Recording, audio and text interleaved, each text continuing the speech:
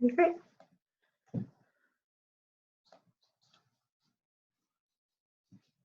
Awesome. And yeah, that's perfect. Okay. Hi everyone, my name's Lisa and I'm here with Emma Linton today, and I'm here to chat to you about business networking.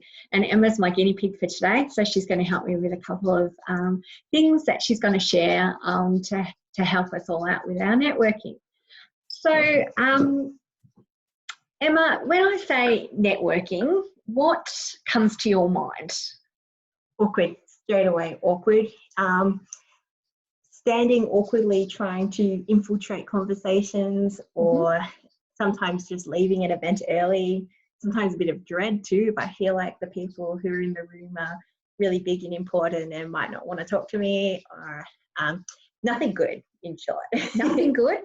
Well, you'll be happy to know that most people feel exactly the same way. It fills them with a sense of dread, terror, sweaty palms, needing to go to the toilet all the time, which of course is not really great when you want to have a relaxed conversation with someone. So you're not alone, and neither is anyone out there. Even extroverts, people who get their energy from other people and are really excited about being around other people, still get very nervous as well. So what we want to try and do today is help it be a bit more natural for you and give you some of my top 5 tips for networking, business networking for young people.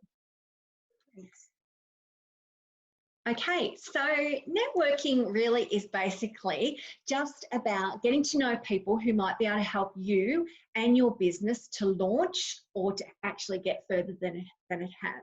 And you'd be very surprised that most people really want to know about what young people are doing in business.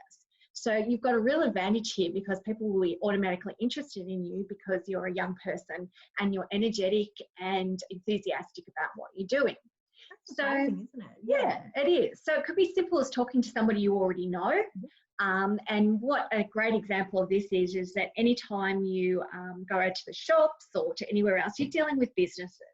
And so you can actually ask them questions then and there about how they run their business, and that you're a young business person, you're interested in what they're doing.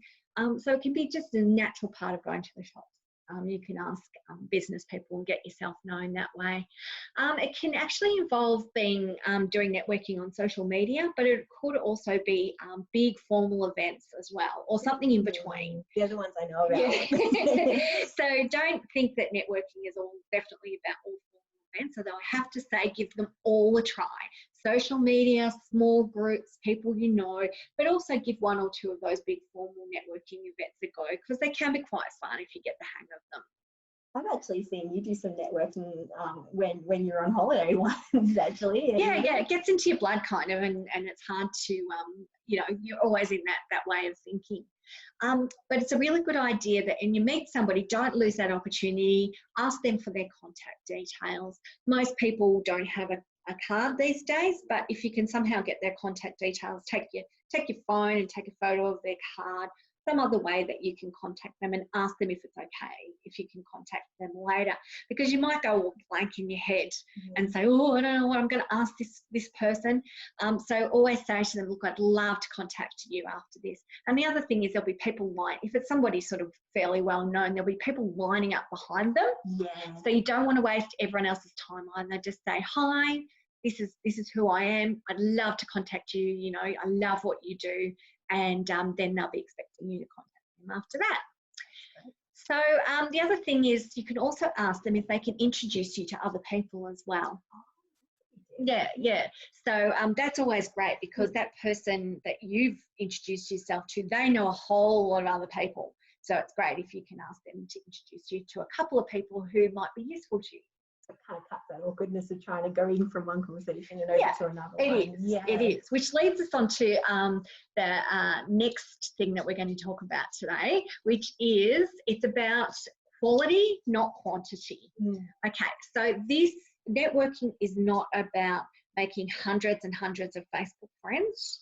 It's not about having loads and loads of contacts what it is really about the quality of those, not the quantity. So, Emma, you've got a project on the go at the moment about TikTok, haven't you? Yeah. So can you tell us a bit about that? It's actually quite embarrassing. So I want to be one of those 20-somethings who can make it on TikTok. And so I want to get a bit TikTok famous. I want to get all of the likes and the followers and that kind of thing.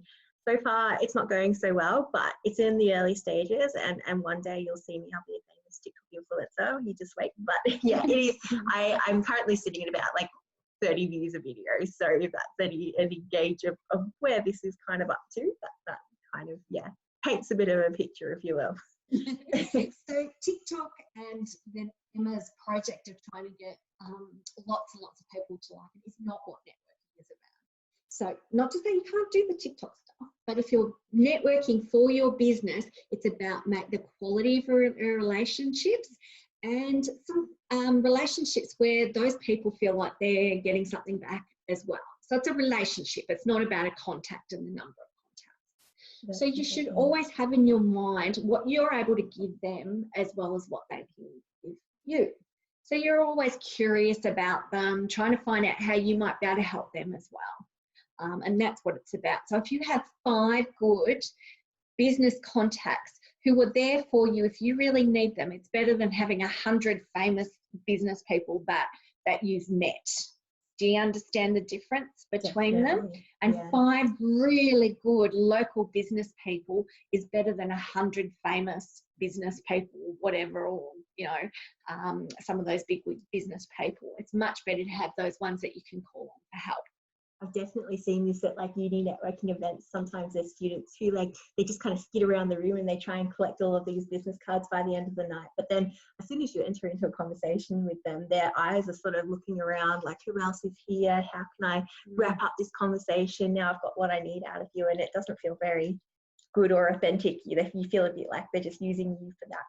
Exactly. And that's about quality as well. You want to be remembered for something really great, something innovative you've done, something you know that's quirky about your personality. You don't want to be remembered for somebody who's racing around looking for the next person to connect with. That's not going to work for you. The other thing is I've heard at some networking things people gossiping. And, you know, as a networker, you never do that. Always remove yourself from that situation because gossiping is not networking. Networking is not gossiping. And how do you do that in a non-awkward way? Like you notice the circle around you start having a little bit of a chit chat about something really silly. Like how would you actually politely excuse yourself from that? Yeah, it's not easy, but the easiest way is to say, oh, will you excuse me? I've just seen somebody else who's indicating to me that you know they want to catch up with me. Excuse me, and then just work your way off. Usually that's easier if there's a group of people. If it's just one-on-one, it's difficult too. But what I would then do is invite somebody else into the conversation and then move your way out of it. The direction. Yeah, very much so. Yeah. Yeah. And value your time as well. If somebody's sitting there chatting with you about, you know, stuff that's not of interest to you or, you know, stuff that you're not there for, value your time. You're there, you know, you could be snuggled up at home in front of the couch watching Netflix. You're there for a reason. So don't let people waste your time either. Move on really quickly if somebody's sort of, you know, going on about stuff that you're not interested in. Or not relevant. Someone who's like really self-focused, for example. What's like a good exit? Because I've sometimes been caught in conversations where I've been really bogged down, but then it's not very much a two-sided conversation. What's your tip for an exit strategy on those kinds? I think politely excusing yourself. Use any excuse. I need to use the loo, or you know, I need to catch up with somebody else while I'm here. It's been fantastic to have met you. Don't burn your bridges. Don't say, you know, you're an idiot and what you've got to say is not interesting. Just politely excuse yourself. You've got to have the confidence to do that, but always keep at the back of your mind. If you stand there with a person for 20 minutes, they're wasting your time, and you could have met 5 other people that were really useful both ways. Definitely. That's really great advice. Yeah. So now we're turning our mind to those events, those perhaps bigger events, which you know, you described at the start of our chat, you know, where you've been invited to a big networking event, and you know there's going to be some big business people there that you'd love to meet, you know, the Foundation for Young Australians, you know, a whole lot of, you know, Youth Central, other people that you know will be good influences for you. So what's really important is beforehand to actually think about why you're there. Why are you there? Who do you want to meet? One of the sneaky things that I usually do is when at some of those big events, they've always got a list of who's at the event. And I go up, I try to get there a bit earlier. I go up, I introduce myself to all those people who are, you know, welcoming people. And I ask, can I look at your list? Because there's a couple of people I want to see if they're here tonight. You look down their list, you pick 2 or 3 and you think, I've got to meet those people tonight. So you've got them in your head, you know they're going to be there. Well, pretty good chance they're going to be there. You watch out for them, you focus on those 3 people. So try and see if you can look at the list of who's actually there. That's really going to help. And think about to yourself, what are those people going to be interested in about my business?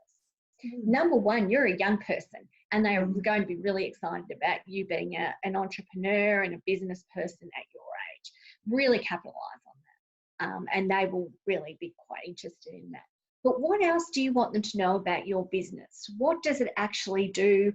And how can it help people? And why would they be interested in that? So think about that beforehand. Think about what you might like to find out from them, what information they might have that you might want, and who they might know that they could introduce you to. So do a little bit of work beforehand, just thinking about that. Don't get too stressed about it, but just do a little bit of pre-work on it. Have the confidence. You would not have been invited to that event if you didn't belong there. And if you invited yourself, which is a good idea, you know why you're there. You've got a right to be there. You're a young person you're a job creator. So you've got the right to be at a business networking event. So strut your stuff and just make people realise that you've earned your right to be there. Great, and especially good for, you know, I think when we're a bit younger, you often feel a bit like, oh, you know, who's going to be interested in what I have to say? What interest would they have in talking to someone like me, when really, you know, what you're saying is that it's actually they'd have a lot of interest in talking to you. Oh, absolutely. But that does not mean that you shouldn't prepare for it. So don't be sloppy and say, I'm a young person, that's okay, I'm going to be really interesting. Don't be sloppy, still prepare your stuff. So one of the things that we teach as part of what we do in leadership is having a bit of an elevator pitch. So an elevator pitch is basically if you're stuck in an elevator or a lift with a really important person and you're going up to the top floor, you might have 30 seconds with that person alone. What is it you're going to say in that time that will make them remember you, who you are, and what your business is? Okay, and believe it or not, sometimes this does actually happen where you get stuck in elevators with people and you go, damn, I should have had that elevator pitch. So I'm going to run you past this one, Emma, and I'm going to see if you can help us out. So Emma runs her own business and this is kind of a bit of an idea. And so I've asked Emma to prepare for this and see if she can put into words and you know, don't worry if it's a little bit sloppy to start off with. Emma, would you like to give us your elevator pitch for your business, Spectrum Digital? Okay. So, hi, my name is Emma, and I help local businesses and community organisations get a presence online and get onto social media. And I do this so they can maximise their impact, get more customers, and get a bigger reach. Brilliant, Emma. That was fantastic for the first go. So not long, not boring, not telling us, you know, all about yourself and all that sort of stuff. Get straight to the point because you only have that 30 seconds to deliver. Then you might hand them a card and say, can I contact you? I'd love to contact you and have a further chat about what I do. This is a great thing to know for a job interview and everything as well, isn't it? It is, yeah, it is, definitely. So practice your elevator pitch. Practice it with somebody else as well.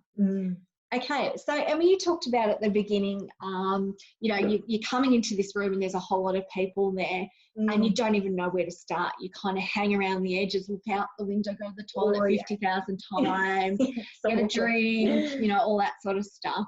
But you are there for a reason, so don't waste your time doing that.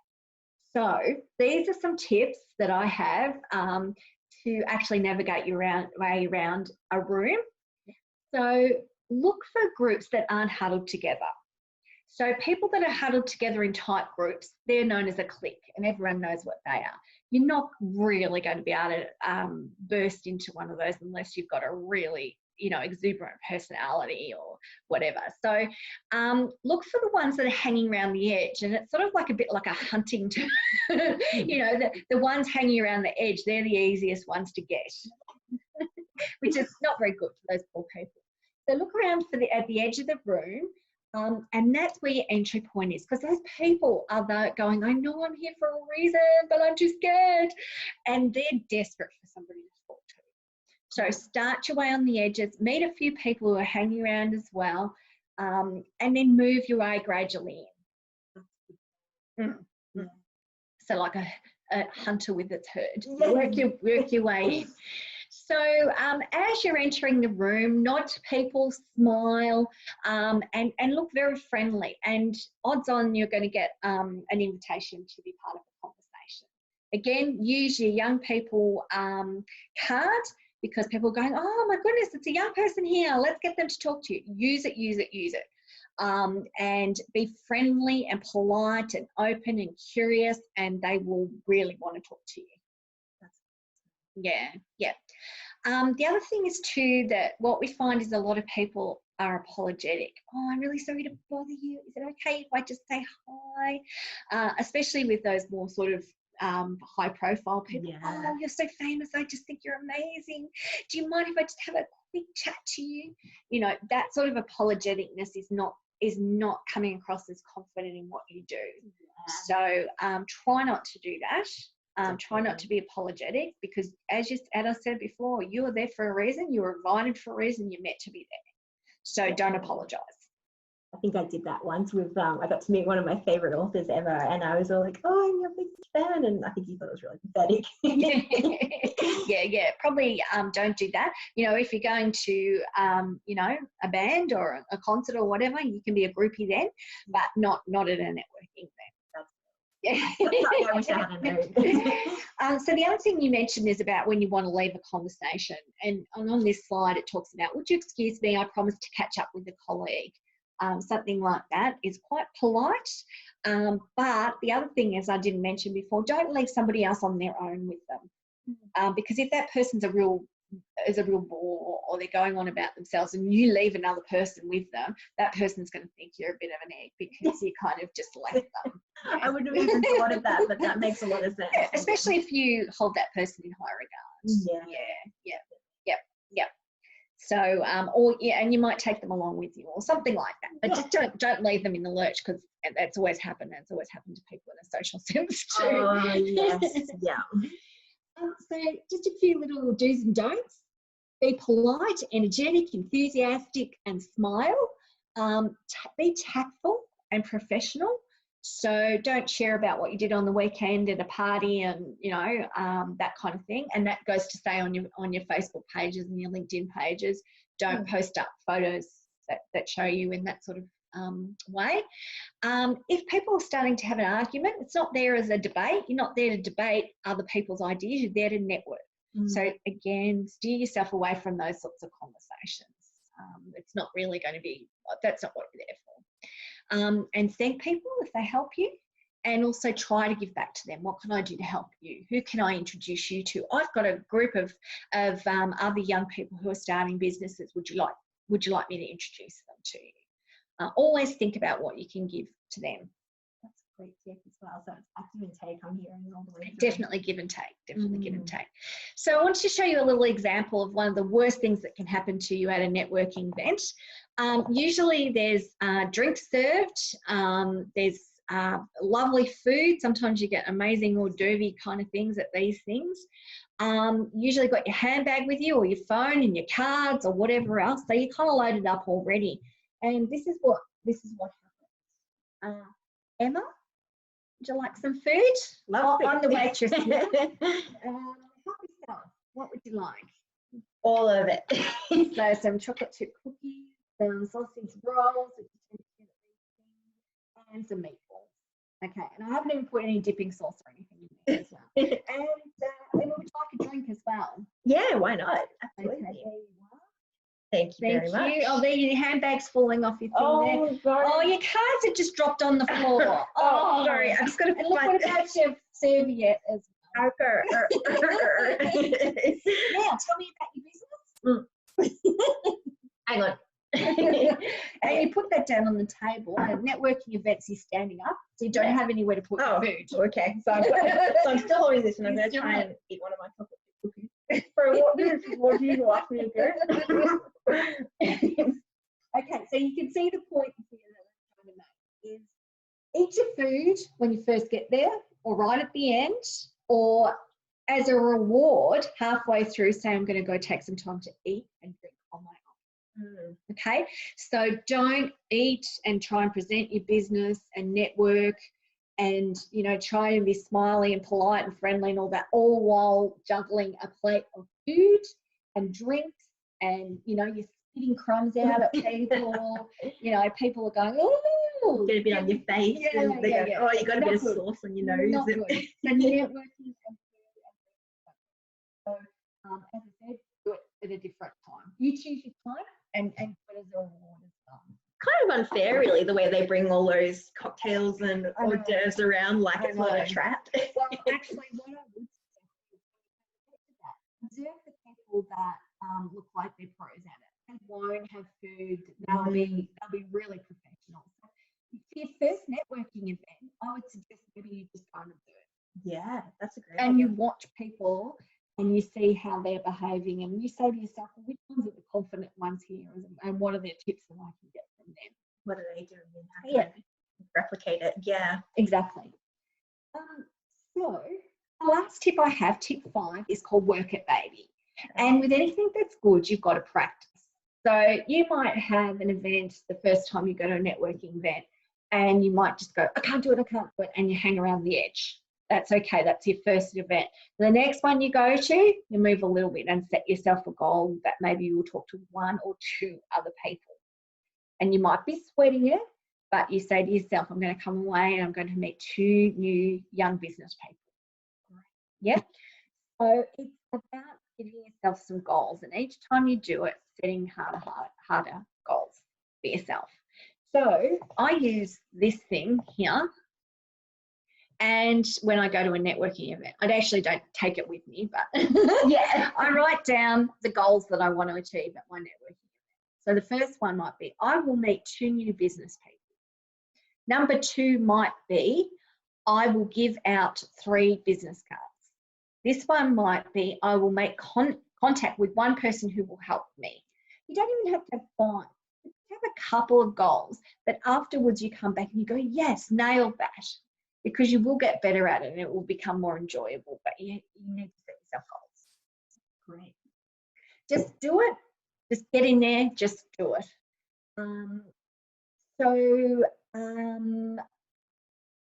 Have a crack also at LinkedIn, doing a LinkedIn profile. Do you have a LinkedIn profile? Definitely. And I've gotten like actual job offers just from having the profile there, you know, not even applying for things. People reach out to you and say, hey, are you interested in some work? So yeah, totally worth it. Fantastic. Have a play around with that because it's an easy way to do a bit of networking, just to dip your toe in the water, because you don't have to necessarily meet people face to face.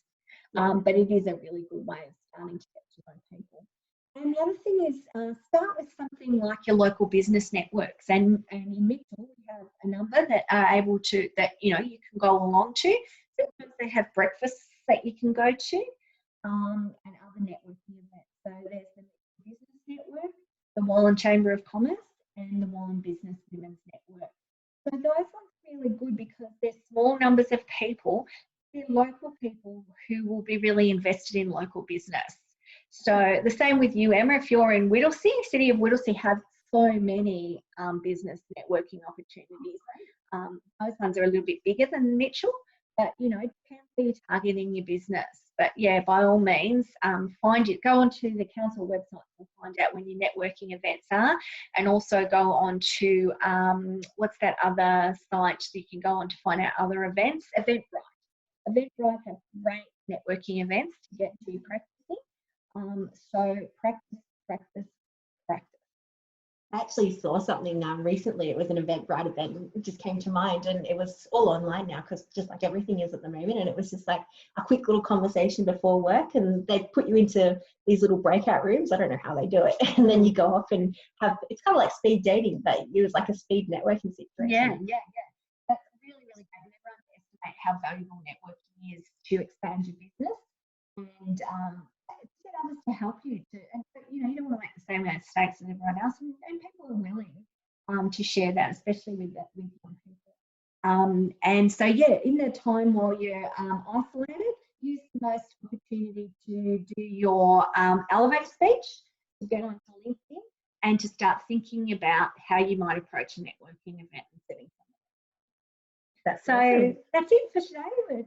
The five tips for business networking for young people, and I hope you found that helpful. Thank you so much to Lisa for coming on and sharing her wisdom and knowledge and many, many years of networking where, no doubt that you've been through all the, I guess, the hardship of having to learn this from scratch. And so it's really such a privilege to have all of that experience and knowledge come to the table here. And also just a quick shout out, Cooking with Franco will be tomorrow, starting around about the same time, 3:30 I think it is. And it was lots of fun last time. I saw Franco eat I think it was some ghost chili peppers.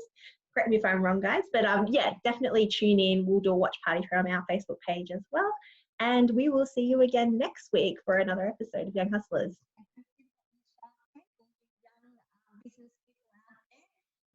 Get onto your Shark Tank for the chance to win $1,000. I forgot to mention that in the last one too. Yes, definitely. We are still running this Shark Tank, and we are really keen to, upskill and provide some training for everyone who's interested in getting involved. We'll set a date as soon as we know what's going on in this crazy world of ours at the moment. And so reach out to us at any time and we can give you some more information. Bye for now.